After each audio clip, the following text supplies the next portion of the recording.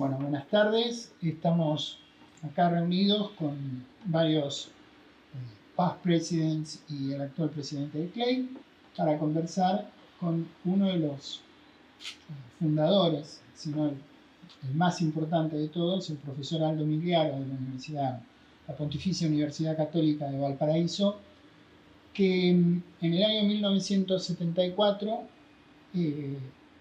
quizás de una manera inocente dio origen a algo que 51 años después es una realidad fuerte en toda Latinoamérica. Quizás ese año no pensaron la trascendencia del paso que estaban dando y que hoy permite a tantos estudiantes, investigadores, profesionales, docentes, convocarse año tras año en la Conferencia Latinoamericana de Informática. La idea de este conversatorio es que la entrevista quede almacenada dentro del sitio web del CLEI para posterior consulta por posibles historiadores, y el testimonio oral es sumamente valioso porque resume y trae vivencias personales que muchas veces escritas no se transmiten, y entonces esta conversación tiene esa importancia tan grande y estamos muy emocionados y muy contentos de poder estar aquí en Valparaíso 51 años después de ese año tan importante en 1974. Hemos leído una publicación del profesor Migliaro en el Simposio de Historia de la Informática Latinoamericana y del Caribe de hace unos años, en donde relata los primeros 10 años de vida de CLEI, y ahora vamos a hacerle algunas preguntas sobre ese escrito para que nos dé la visión oral, más personalizada, más personal, sobre esas vivencias y sobre esas historias. Ahí leímos que en 1972 se conforma un grupo de estudio de apoyo al resto de las ciencias. Era un centro de computación, no estaba asociado a una carrera, sino a brindar soporte informático a otras disciplinas. Empiezan la investigación y en el año 74 dicen, ¿estaremos en el camino correcto? Y organizaron un panel para ver si eso estaba así. La primera pregunta es, ¿a quiénes invitaron a ese primer encuentro? ¿Cuál fue el criterio? Si hubo alguno, había un conocimiento personal, hubo gente de otros países que llegara, no sé, de Argentina, de Uruguay, a esa primera reunión que la llamaron panel de discusión de tópicos de computación. Mira, en realidad, antes de eso quiero hacerte una observación. Me dijeron que yo era el primordial. Juntamente conmigo estaba justamente Amílcar Morales. Los dos, de alguna manera, habíamos tenido un curso en Santiago de unos ingleses que venían a entregar estos conceptos de información, o de informática. Y porque en las universidades no había, en este instante, no había escuelas ni facultades de informática. O sea, no había, y en esta universidad menos. Y la verdad es que con Amílcar realmente nos juntamos y dijimos, oye, en realidad esta cosa es importante y debemos proyectarla con una cuestión, no yendo al curso, sino que con cosas, sino que pensamos que teníamos que tener una escuela de informática. Hicimos un proyecto de informática y con alumnos, que en ese instante eran alumnos de otras carreras, que le íbamos a dar un agregado de especialistas en informática. Y en realidad, fíjate que eso funcionó bien. Tuvimos problemas para crear la escuela, digamos. Que la escuela ya no aceptaba ser escuela porque no nos autorizaron el hecho de tener alumnos, sino que nos crearon como centro. como centro de investigación, que es lo que tú mencionabas, digamos, respecto a ese punto. Y ciertamente tuvimos problemas en esos tiempos, había los senadores de la universidad, se llamaban senadores, que manejaban, y claro, nos decían nosotros, pucha, nosotros no queremos maquinistas, dijo, porque pensamos en una escuela informática. No entendían el problema. Ciertamente teníamos buenas relaciones con el rector y con el presidente. Ellos estaban convencidos de este cuento, digamos, pero el resto de las personas era complicado convencerlos. Y yo me acuerdo que un día 2 de febrero del año 1972, la verdad es que en ese instante se trabajaba hasta tarde, ¿eh? 2, 3 y 4 de la mañana. Hoy día yo a las 9 ya estoy acostado, digamos, pero en el fondo en ese tiempo se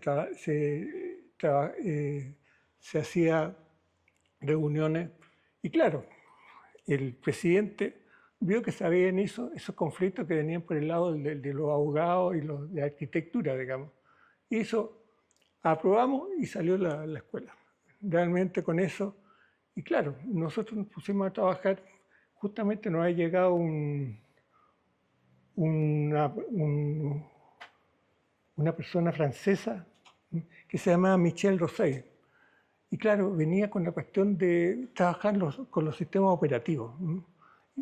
Entró acá, digamos, y la verdad es que con una secretaria, con otras personas que teníamos, empezamos a hacer investigación. Y esa investigación de alguna manera nos llevó al hecho de saber si lo que estábamos haciendo era correcto o estábamos equivocados. Porque nos orientamos a la parte de educación, a hacer preprocesadores, a hacer, no me acuerdo qué estaba, déjame ver si puedo ver eso.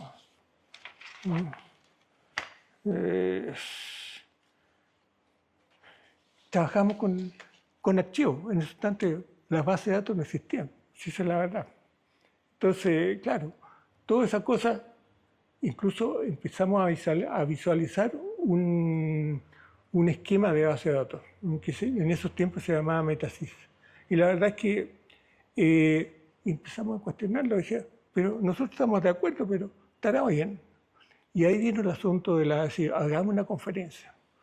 Y nos reunimos con gente de la Santa María que también estaban en la misma línea, digamos. Y además gente que teníamos que trabajaban en la empresa, que de alguna manera también tenía sus aplicaciones de remuneraciones, de contabilidad, todas esas cuestiones que de alguna manera nos ayudaron en ese punto. Y realmente ahí tuvimos nosotros 21 personas que lo hicimos en esta misma área, digamos, estoy hablando no este edificio, sino que hacia el edificio que está un poco hacia allá, digamos. Y la verdad es que vino 21 personas y dijeron, oye, fantástico, esto tenemos que repetirlo. ¿Ya? Y al siguiente año, el año 1975, digamos, la verdad es que hicimos el segundo con el esfuerzo solamente de la Universidad Católica. Y ahí nos dimos cuenta que realmente había que hacer proceeding bien hecho, porque la primera reunión que tuvimos, creo que hicimos 2 o 3 proceedings, digamos, y alguien desapareció. Alguien siempre me solicitaba los proceedings correspondientes y no me acordaba a quién se lo había entregado. Digamos. Y la verdad es que ese fue el punto que al siguiente año hicimos proceeding con la Santa María y con las universidades chilenas también. Y vino un argentino que era de San Juan. Y creo que también vino alguien de Perú, de una situación. Y la verdad es que con eso ya teníamos, no sé, 20, 30, no te puedo decir, pero vamos a ver cuántas personas sonando y mientras buscan una persona, ¿cómo divulgaban la información? ¿Cómo los invitaban en esa época? Bueno, de partida no había color electrónico, no había ni nada de esas cuestiones, a través de cartitas nomás. Cartitas lo mandábamos a las instituciones y la Santa María o la Universidad Chilena de alguna manera, a veces nos encontrábamos una cuestión que se llama ACUC, Centro de Computación de Universidad Chilena, una cosa así. Pero si no, todo acá y las personas que tenían un poco más lejos, el Telec era, se llama, se cuenta. Una pregunta es, ¿cómo elegían a las personas? ¿Por qué mandaban, no sé, a la Universidad Santa María y no a la Universidad Es que en de... realidad teníamos contacto con algunas personas y pedíamos que ellos abrieran a las personas que trabajaban con ellos. O sea, era un contacto personal previo Previo, exactamente. y la apertura de que el Claro. que quiera venir Claro, aparezca. exactamente. Y vinieron, así se hacía. No, en realidad no teníamos ni correo electrónico, no teníamos un procesador de palabras. ¿Ah? Lo escribíamos, teníamos una excelente secretaria, con una máquina esa, Máquina de escribir. una máquina de escribir, pero electrónica, ¿ah? Que en esos tiempos la secretaría de la universidad nos pedía la máquina porque realmente era una buena compra. O sea que la historia de la computación en América Latina empieza con una máquina de escribir. Puede ser. No, y además que hay que tener claro que la universidad tenía esos equipos de registro unitario. Porque para hacer los sueldos, para llevar la contabilidad, tenía todas esas cuestiones que pasaban las tarjetas correctamente, las ordenaban y hacían los informes correspondientes.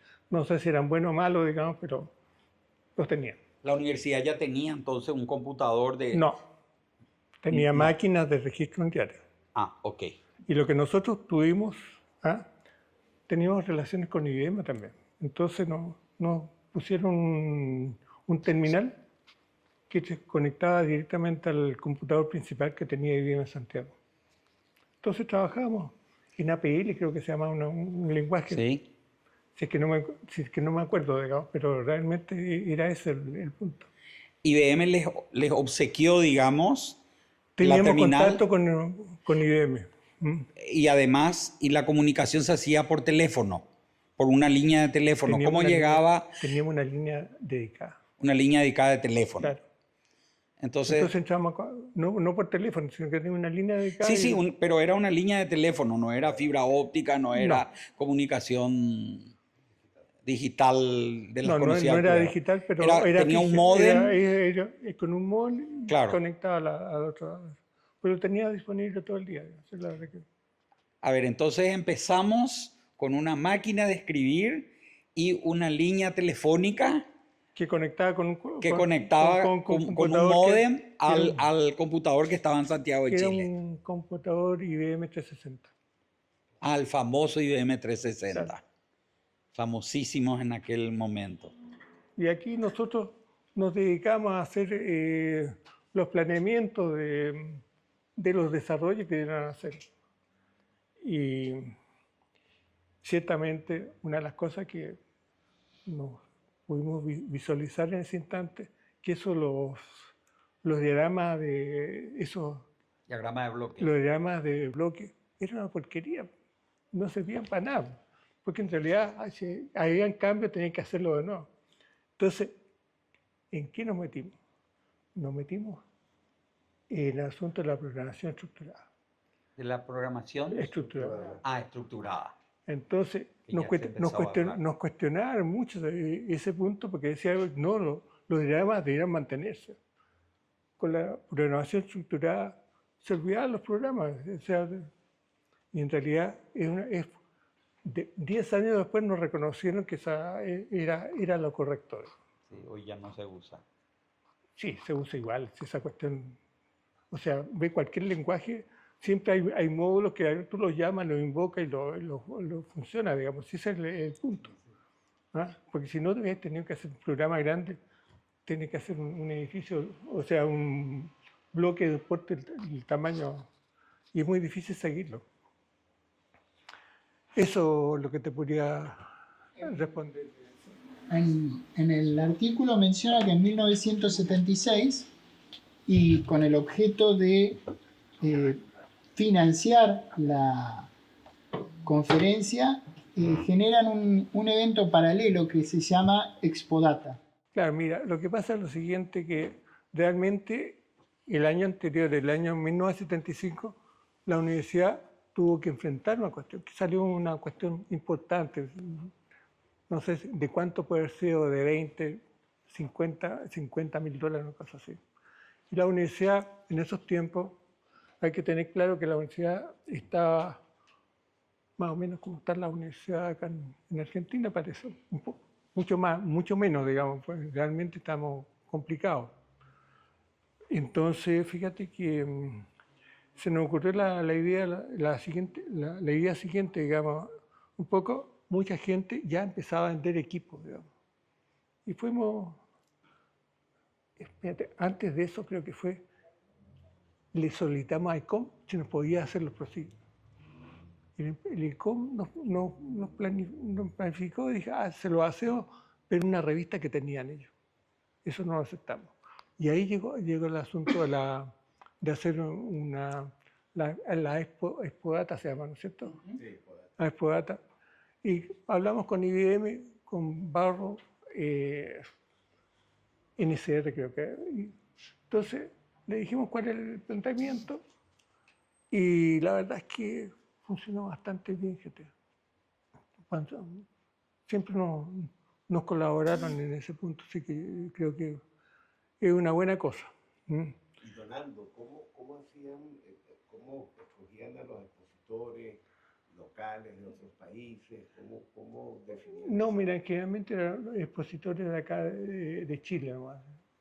Y teníamos, así como te digo, con IBM teníamos una buena relación.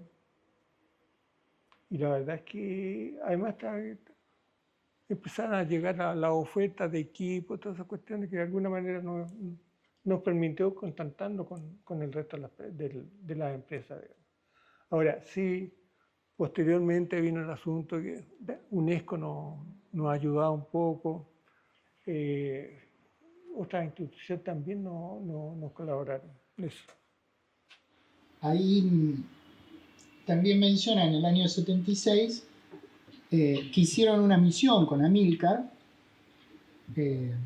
hasta la Universidad de Buenos Aires, a la Simón Bolívar en Venezuela, en Caracas, y a la Pontificia Universidad Católica de Río de Janeiro. Ese viaje fue una gira por las tres ciudades en una sola vez, fueron 3 viajes. ¿Cómo financiaron semejante y por qué eligieron la Universidad de Buenos Aires, Río de Janeiro y Caracas? Mira, un poco por el hecho, nosotros en esos tiempos teníamos una visión muy cercana a la Universidad Católica de Brasil, digamos, a la Pontificia Universidad Católica de Brasil. Entonces, fíjate que eso, y además, un poco con lo que te mencionaba, esta persona que se llama Policer. La verdad es que pasamos por ahí, fuimos ahí, y fuimos a Venezuela también. Venezuela ahí nos encontramos con Julián, Jorge Barán. con Julián Arauz y Jorge Barán, que eran 2 personas. Y una vez vino Julián, pero después vino Jorge a hablar con nosotros. Y eso, no pasaba. Por Perú, creo que teníamos algún tipo también con la Universidad Católica de Perú. Esa es la verdad que teníamos. Pero no, si fuimos alguna vez, no me acuerdo ya ese punto, si fuimos para allá, fue por el hecho de que a fortificar una relación con Perú. Y además que hay que tener claro que uno de los presidentes, o el primer presidente, fue peruano, digamos. Víctor. Pero en realidad Víctor, entiendo que no es peruano, sino que era colombiano o algo así, ¿o no? ¿Me equivoco? Creo que era peruano. Era peruano, ya. Sí. Y él fue durante varios años presidente. Venía a las conferencias nomás, pues no, la cuestión la hacía el secretario ejecutivo. Yo, entre paréntesis, tengo que reconocer a los presidentes actuales, ¿ah? Que hay uno, tú eres el past president, la verdad es que han hecho del CLEI una cosa bastante más grande que lo que inicialmente se pensó. Y eso está bien, digamos, porque en el fondo pensamos, no sé, al principio eran como 20, 25 universidades, digamos. Hoy día pienso que hay bastante más. ¿Ah? Casi un centenar. Claro, por eso estoy diciendo que... Y eso, yo creo que reconocer eso, y quiero reconocerlo porque yo nunca fui presidente de CLEI, sino que fui secretario ejecutivo siempre, desde el año 74 hasta casi el año 90. O sea, la verdad que no... yo fui el que actuaba, digamos. ¿Ah? El presidente fueron cambiando, digamos. Posteriormente se seleccionó, creo que Barat fue una de las personas, digamos, y ahí ya me pierdo con los nombres. Para Donaldo, también te comentan que en algunos de los eventos, la UNESCO, la OEA, Claro. el IBI, los ayudaron y cómo hacían ese contacto, cómo articulaban esas cooperaciones, esos patrocinios. Mira, hay cosas que, por ejemplo, entre paréntesis, yo tengo nacionalidad italiana.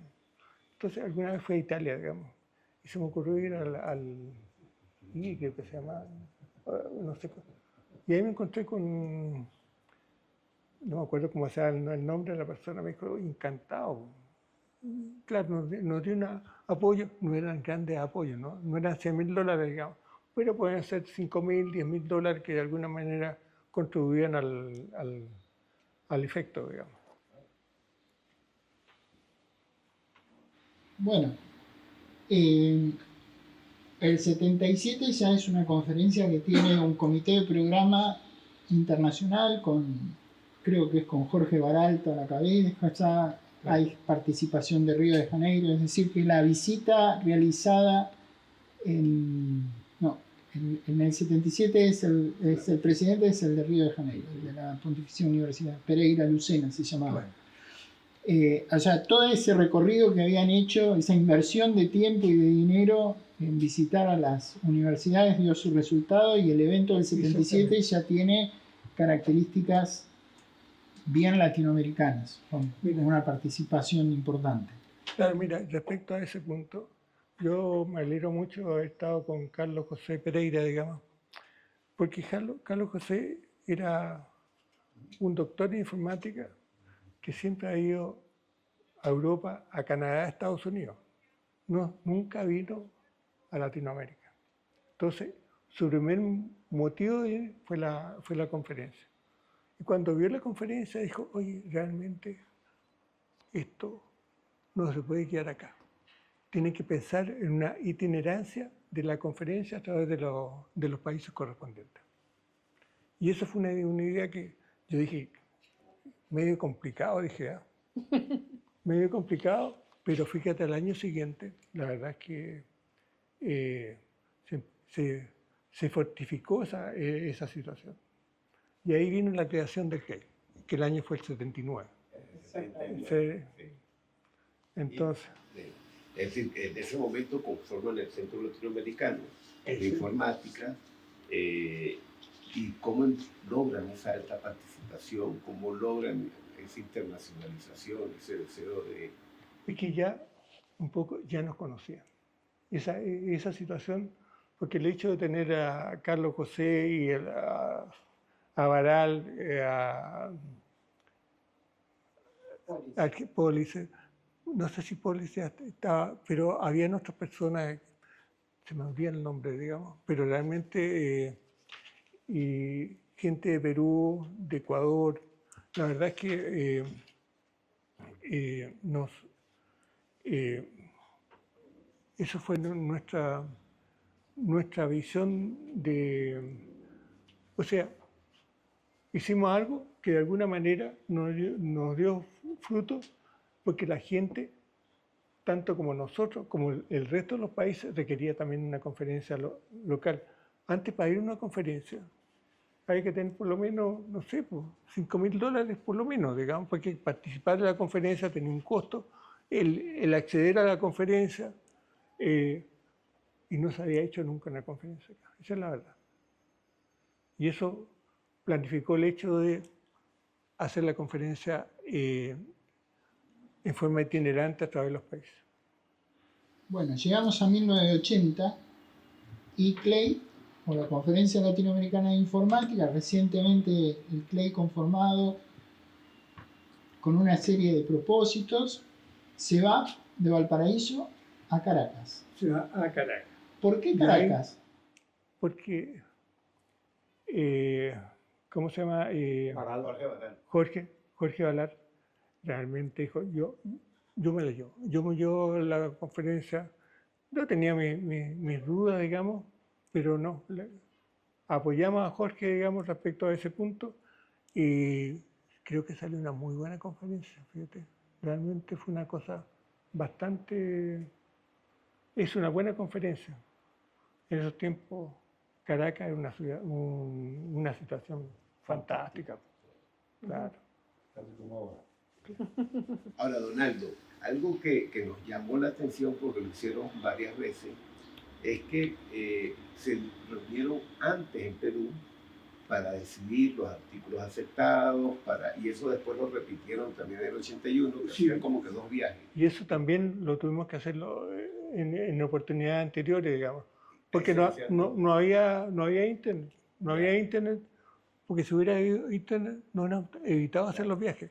Entonces teníamos que hacer el viaje, llevar los papers, invitar a las personas, a los profesores que ya teníamos contactados, y nos juntábamos, nos evaluábamos aquellos productos, o sea, bien digo, artículos que eran correctos, los ponía uno y otros que eran de alguna manera. Entonces, ahí decidíamos cuántos artículos habían ahí en los procedimientos correspondientes. Ahora, ¿se incrementaban los costos? Claro, incrementaban los costos. ¿Y cómo se enfrentaba a ese costo? Ese costo, déjame... ¿Cada persona se pagaba de su bolsillo o se conseguía en su institución para ir a esa reunión de evaluación de paper? ¿Se cobraban en los congresos algo y eso iba a una cuenta que ayudaba a la gente a viajar? ¿Cómo se subvencionaban esos viajes? Mira, en general, te voy a contar un poco. Esas cosas que de alguna manera hacían unos ingresos a través de inscripciones, digamos. Pero generalmente la universidad ponía aparte, a veces decía no, pero en realidad fíjate que no me acuerdo bien, pero creo que se financiaban algunos participantes o se recurría a estas instituciones, por ejemplo, la UNESCO, OEA, claro, etcétera. que eso de alguna manera nos aportaba el pasaje, digamos. Y el resto lo pagaba la universidad que tenía que enfrentar la situación. Sí, ¿y cuánto tomaba en tiempo el proceso de revisión? Porque Eran unos 3 o 4 días. Trabajamos todos los días, la verdad que es así. Se dividían los artículos, cada cual justificaba el artículo correspondiente, ¿ya? Y ahí, eso es el punto. Eran 2 o 3 días, esa es la verdad que no era más. y los artículos llegaban por correo. Los artículos sí llegaban por correo, pero nosotros teníamos que digitarlo a máquina para tener una uniformidad en la escritura. Claro, pues, y además que te había que procesarlo, O sea, hay que pensar que un par de semanas antes teníamos que tener los artículos, o sea, los procedimientos correspondientes. Y eso lo usamos que en una forma, no cambiamos, claro, porque a veces los artículos venían de cualquier forma. Teníamos que hacerle la escritura y lo procesamos. De lo que yo me puedo acordar, eso es la verdad. Aldo, la mecánica esta de la reunión del comité científico o comité de programa previo a la conferencia se repitió varios años, Sí. pero nos llamaba la atención un hecho, que cuando se hizo en Venezuela, en Caracas, la reunión del comité de programa fue en Perú. Sí.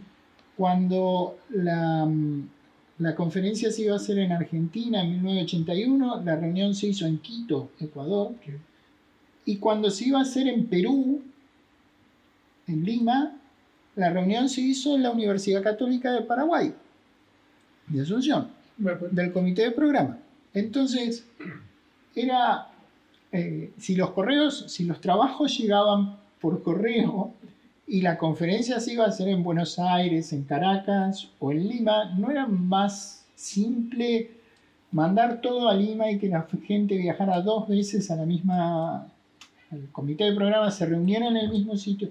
Esta decisión era para darle más carácter latinoamericano de integración a los países y a la participación.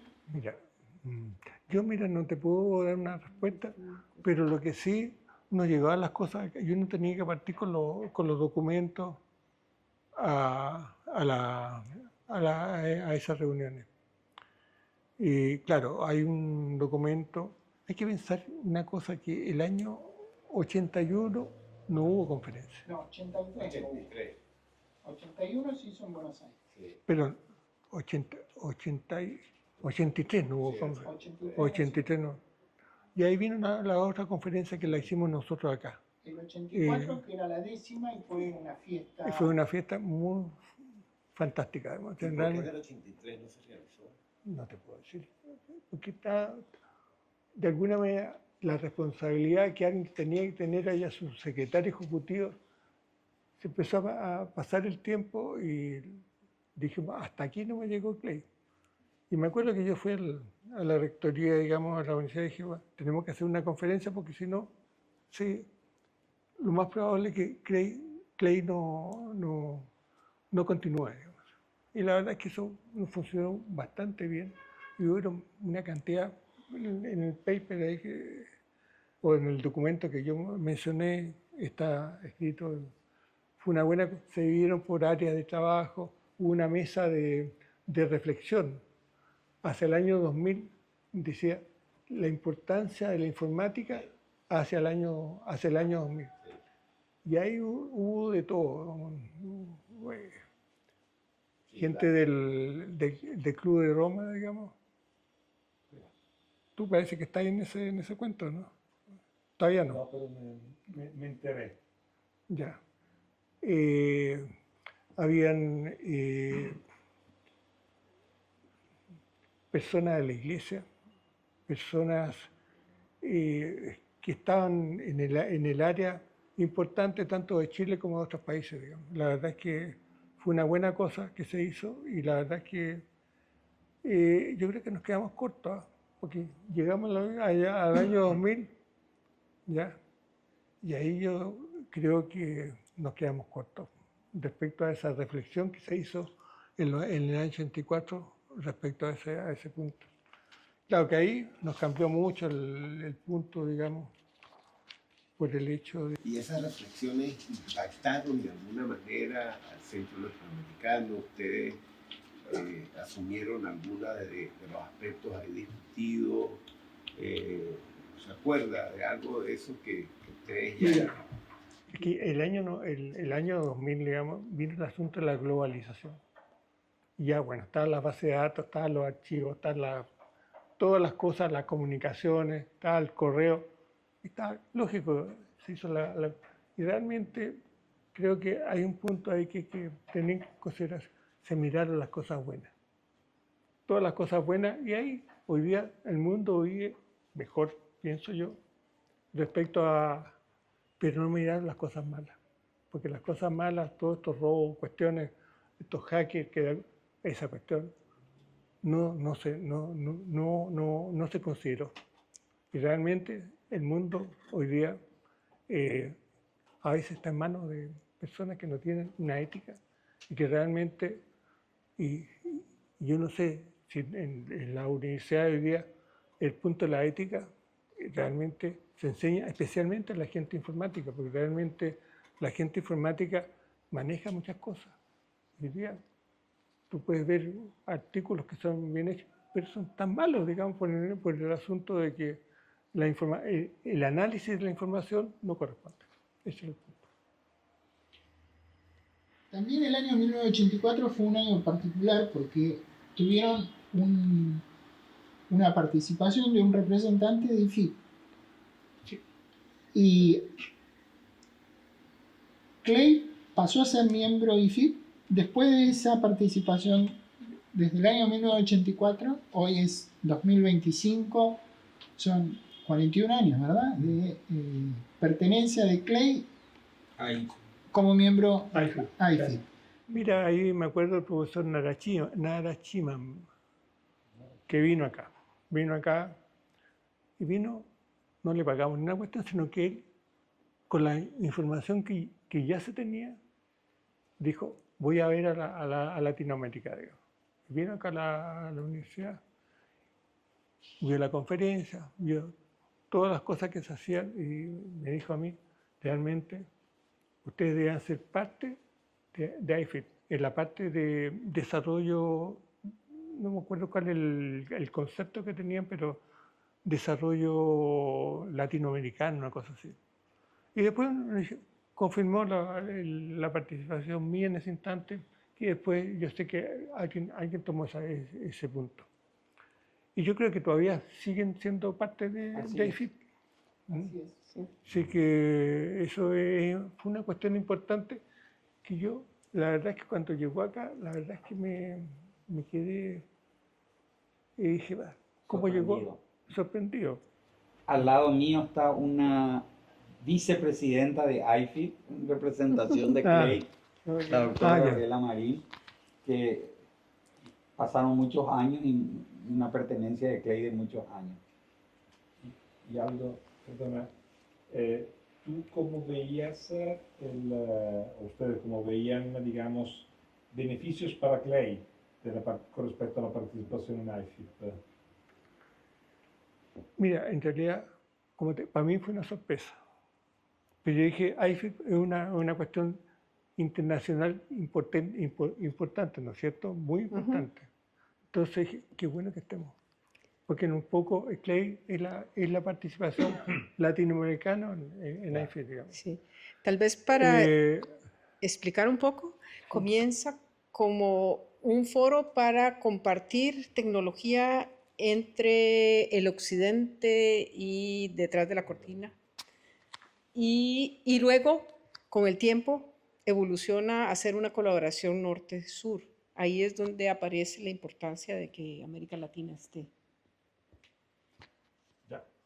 Ahora, el problema, yo pienso lo siguiente, respecto a esta Latinoamérica, no podemos competir con Europa o con Estados Unidos, pero creo que de alguna manera, Clay, a través de la instancia que tú me dices que tiene alrededor de 100 universidades, podemos juntar los profesores que están trabajando en un mismo tópico de alguna área, juntarnos.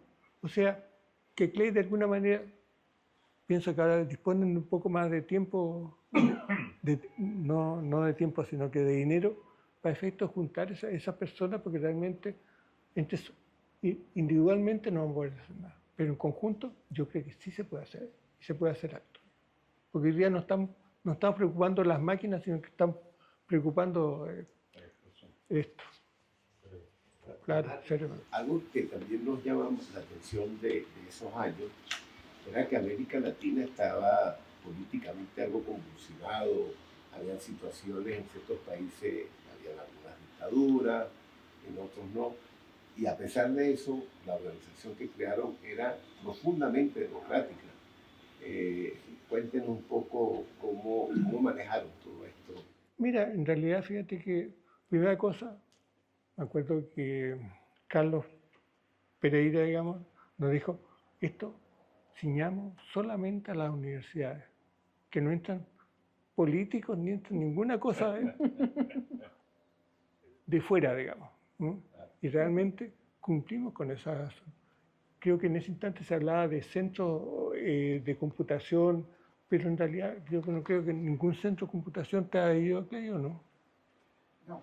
No, En realidad, era solamente la universidad. Y eso yo creo que fue importante, digamos, el hecho de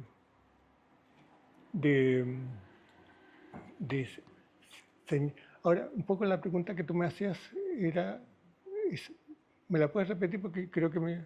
Sobre el tema de los beneficios para Clay de la participación en IFIP, te había preguntado. Sí, pero la otra pregunta, no sé qué... No, la otra te la hizo él sobre perdón. la democracia.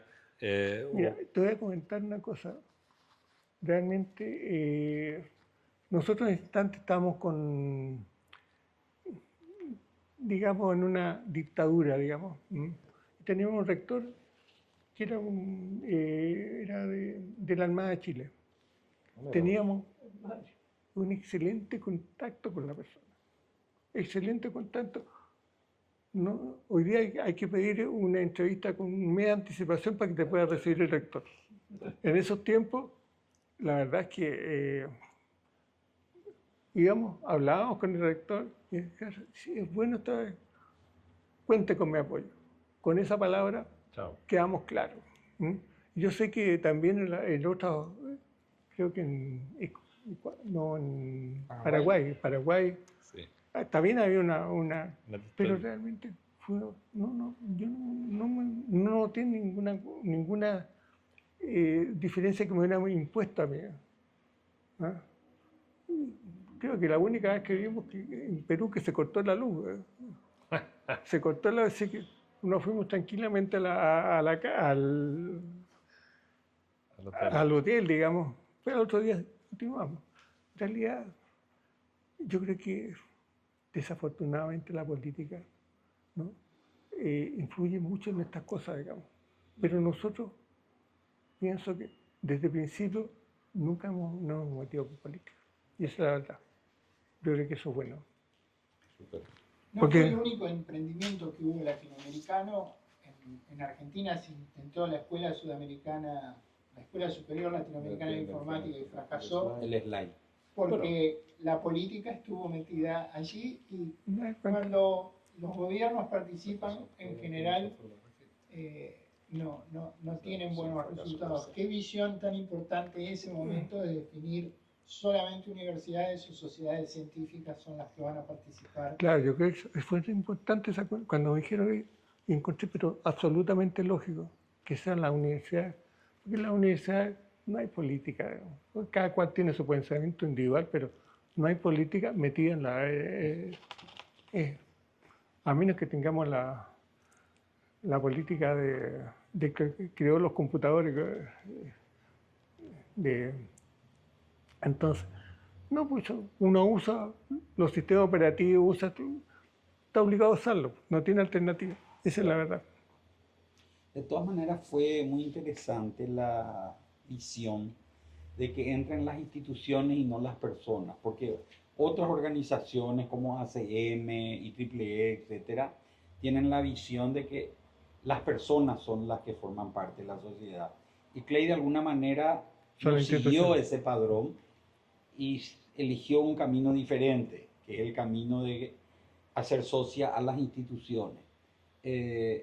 Tal vez eso fue producto de la casualidad, digamos, de la coyuntura del momento, o fue algo meditado, pensado por todos ustedes. No, fue una instrucción, o sea, no una instrucción, sino que lo que nos dijo Carlos José Pereira, digamos, nos dijo que esto sea solamente orientado a las universidades.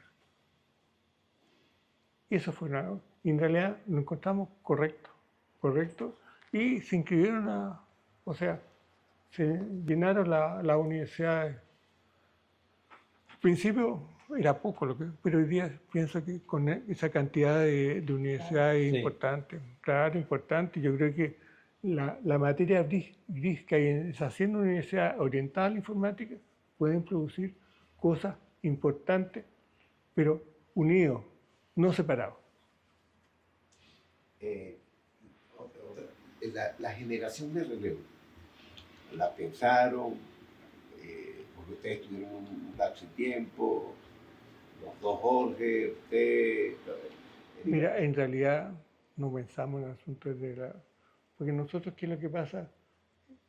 Piensa que el año 70 realmente no teníamos, no habían todas las facilidades, pero las hemos podido ir absorbiendo y cuando cambian las cosas, cambiamos nosotros también.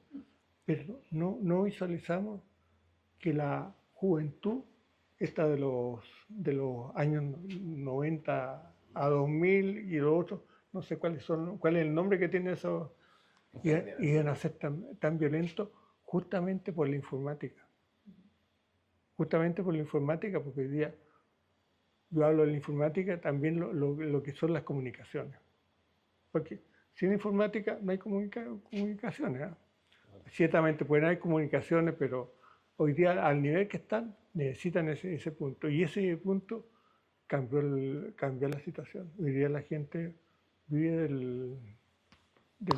del celular, digamos, Sí. y la verdad no leen los diarios, no leen el texto escrito.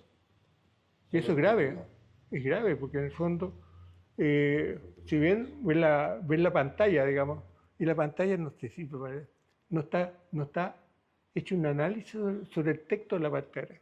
En cambio, los textos, realmente ahí pasan una serie de validaciones que de alguna manera escriben bien. Por eso la gente hoy día tiene menos palabras. Menos palabras. Y eso nos afecta, claro que nos afecta, porque esta gente, primero, yo fíjate que debo hacer todavía una clase en segundo semestre. Hoy día en este instante voy a estar haciendo clases. Entonces, me doy cuenta que hago una prueba escrita. Oye, no entiendo la letra. No entiendo la letra. Así que ya no se escribe, hago esas cuestiones de alternativas múltiples, que no sé si estará bien o no, digamos, pero en el fondo realmente es un drama la escritura que tienen los alumnos. ¿Había algún criterio para aceptar a las instituciones? No, venían a la universidad de X. No hubo ningún criterio. Las universidades que venían al TEI estaban ingresadas. Tenían un representante que no tenía, pero en general todas las universidades eran buenas. ¿Y cómo eligieron el primer presidente? ¿Se acuerdan? Eso medio... que llegó alguien de Perú, o sea, en la tercera conferencia que hicimos, llegó alguien de Perú y era esta persona. Wow. Entonces, de alguna manera, ¿quién será el presidente? Yo era el secretario ejecutivo. Pusieron al, ¿cómo se llama? Víctor Jokten. Víctor Jokten. La verdad es que él quería ser presidente, que sea presidente. Y después creo que 2 años después se acabó ahí hubo un presidente formal. Después en el tiempo se volvió el que no quiere ser presidente, que sea presidente. Y Aldo, la última pregunta, y por supuesto todo lo que usted quiera decirnos es valiosísimo. Hasta ahí, hasta el 84, 85, 86, estaba. Y después, ¿por qué dejó de...? ¿Se cansó? No. Yo después, eso empezó a funcionar sobre las instituciones que hacían la conferencia. Yo hacía ¿cómo te dijera yo? Yo actuaba como secretario ejecutivo de CLEI. Yo ayudaba a esas personas lo iba a hacer una visita, así como viniste tú, ¿cómo se llama? Luca, viniste a hacer, claro, hacíamos esa cuestión y la verdad es que un poco caía en la responsabilidad de quien hacía la conferencia. Pero siempre había unos puntos que nos presentaban el plan que tenían de conferencia, aceptaban o no lo aceptábamos, digamos, y eso siempre funcionó bien. No tengo ninguna duda de que funcionaba bien. Ahora, Donaldo, usted en un nuevo escrito que ha hecho, que termina con una frase bien interesante. Si ya se ha avanzado 50 años, debemos preocuparnos por los siguientes 50. ¿De qué nos debemos preocupar desde el libro? Desarrollarlo, digamos, un poco. Yo te he mencionado algunas ideas que podemos hacer, algunos productos que de alguna manera sean efectivos o que se comercialicen, digamos, a ese punto, que de alguna manera nosotros no tenemos. O sea, sí, tenemos información local, digamos, de desarrollos locales, pero creo que hay algunas cosas que se pueden hacer mejor hechas con la mente de las personas, digamos. Y yo creo que hay que planificar el hecho de que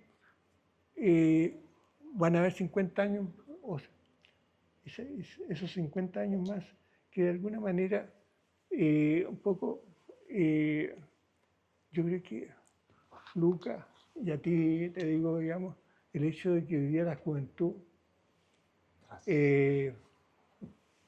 hay que un poco adecuarse a esa situación sin perder el objetivo que es la informática.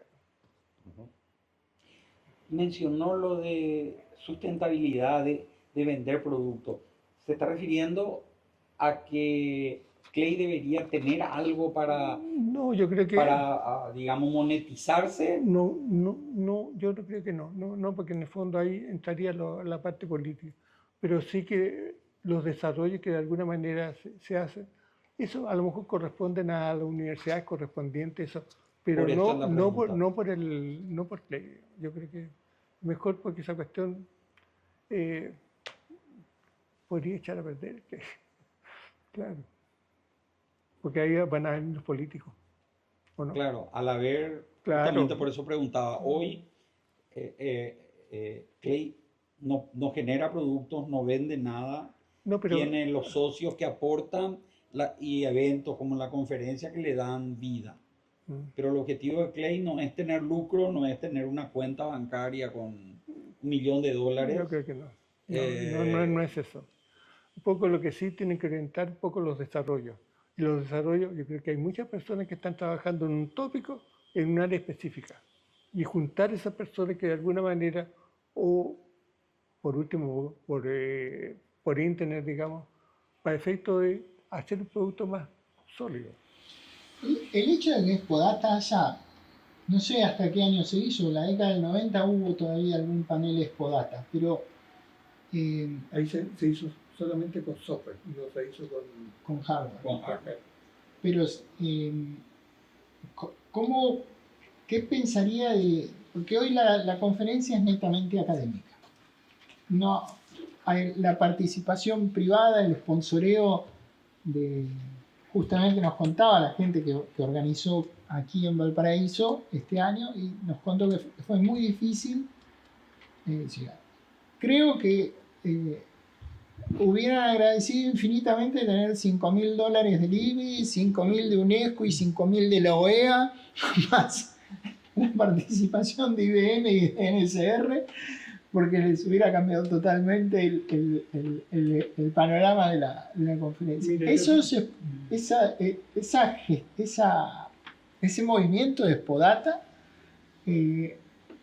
quizás deberíamos recuperarlo, ¿no? En el ambiente local, digamos, porque realmente una de las cosas que yo cuestiono, digamos, que la enseñanza universitaria es teórica y falta la práctica.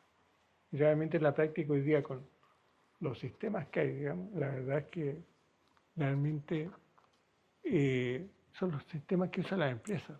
Y las empresas realmente a veces no estoy haciendo una generalización, pero a veces están más adelante que la universidad. Y ese es el problema. ¿o no? Y que, por ejemplo, o sea, hay empresas que de alguna manera pueden tener la facilidad, perdón, el dinero para financiar algunos proyectos, ¿ya? Pero que tenga un resultado. Ese es el cuento. ¿O no? ¿O me equivoco? Mm. Mm. Y si hay un proyecto de tipo latinoamericano, fantástico, sería mejor todavía. Yo creo que estamos en el horario y el tiempo. Les agradecemos a todos. No sé, Ricardo, Luca, Benjamín, Gabriela y José. Bueno, yo también. Estamos los últimos 20 años de presidencia de CLEI. Nos falta Héctor, que estaba por llegar. Está llegando.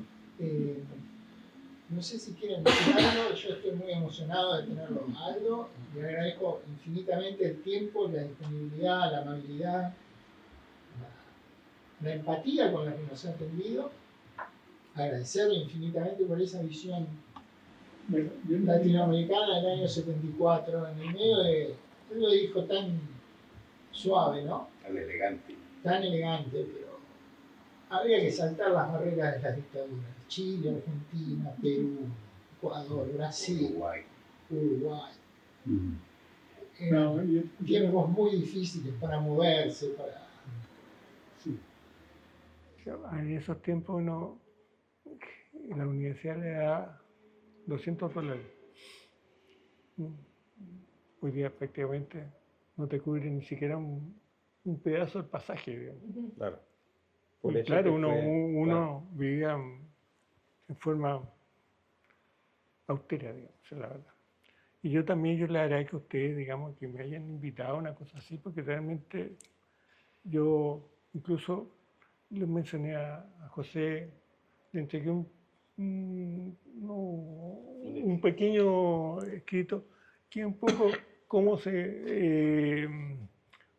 mi agradecimiento a los presidentes, agradecimiento a las personas que participaron inicialmente, no con todos los nombres, porque ya 50 años pasados ya se me han olvidado los nombres, y un poco la historia que tenía, un poco las conclusiones y un poco el objetivo, digamos, de que realmente yo en alguna oportunidad, alguna cosa que tuvimos contigo, yo te dije, oye, la historia, dije yo, es importante la historia. Pues no me hicieron caso, ¿eh? Pero yo ahora estoy un poco más convencido que la historia de alguna manera es realmente importante. ¿Por qué? Porque eso nos va indicando cómo se ha ido desarrollando y claro, un poco, y la historia es el fundamento del desarrollo. Hoy día, ¿qué es lo que pasa? Que los alumnos usan las cosas y no ven la siguiente opción. Y eso es malo, porque nos estamos achatando un poco respecto a ese punto. ¿Me entiendes? Quería simplemente agradecer inmensamente. Tuve la suerte de que nos habíamos encontrado aquí mismo en Valparaíso hace muchas décadas atrás cuando no sé nos conocimos. Alguna vez nos encontramos en una playa por ahí, yo creo que... No, nos encontramos en la universidad, me sí, mostraron. realmente nos encontramos Y en una playa. después me llevó a la playa también para conocer, porque viniendo de Paraguay era toda una aventura conocer el mar, sobre todo el Pacífico. Sinceramente, muchas gracias. De alguna manera, esa historia que empezó hace más de 50 años, esa visión que han tenido hace más de 50 años, hoy nos permite tener 800 personas entre un evento y otro, y que nos juntemos aquí más de 20 años de historia de expresidente para escucharlo y para agradecer todo lo que hizo posible. Mira, así que gracias por todo lo hasta aquí realizado. No me agradezcan nada.